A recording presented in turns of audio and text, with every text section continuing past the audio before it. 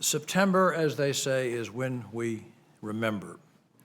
We remember that 9 years ago, we witnessed the horror of September 11th.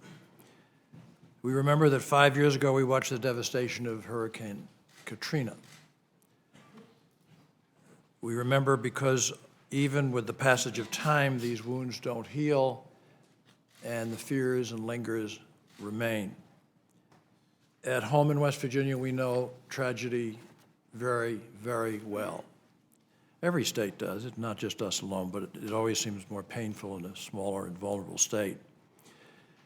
Just this April, the nation actually joined us in the mourning of 29 brave souls killed in the explosion of an underground mine at Upper Big Branch in southern West Virginia.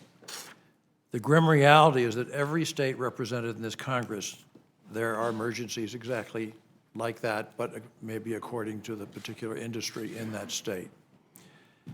In every state, the people who respond to those emergencies are the people that this legislation is about and the spectrum needs to be for.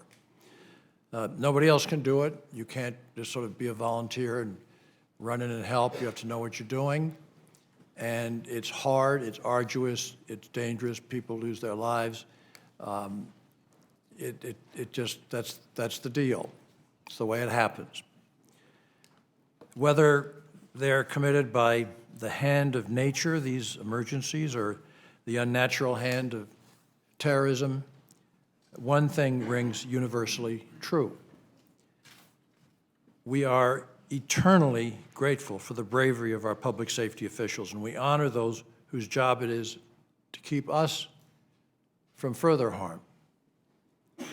That is why I believe that our public safety officials are owed the resources they need to do their job, and all the resources. All the resources.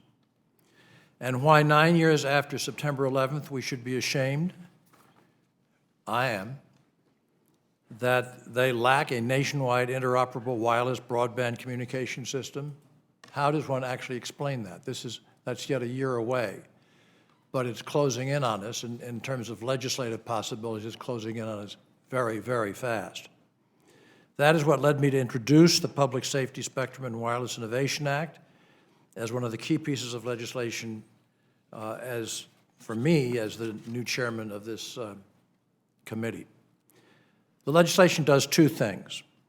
First, it allocates the 10 megahertz of spectrum known as the D block to public safety to support a nationwide interoperable wireless broadband network that will help keep us safe.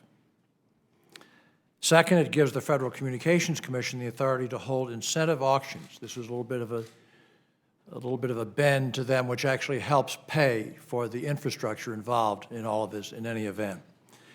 It gives the FCC the authority to hold incentive auctions based on the voluntary return of spectrum.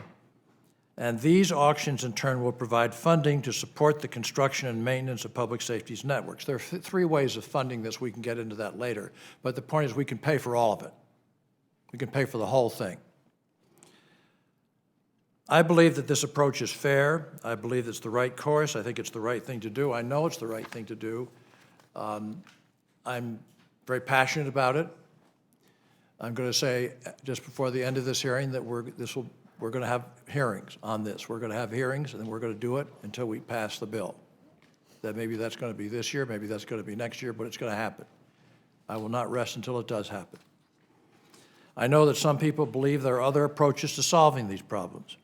I will work with anyone who seeks to make sure that our public safety officials have the resources they need to communicate, to do their jobs, to keep us safe. But on results, on making it possible, on having two bands of spectrum side by side, not fractured throughout the world of spectrum, a world unknown to everybody. They have to be side by side. So I'm very grateful to each and every one of you for coming here, some of you from very long distances. I look forward to hearing your testimony, and I thank you. And I always thank our ranking member, Senator Kay Bailey Hutchinson of Texas, who I refer to as the vice chair.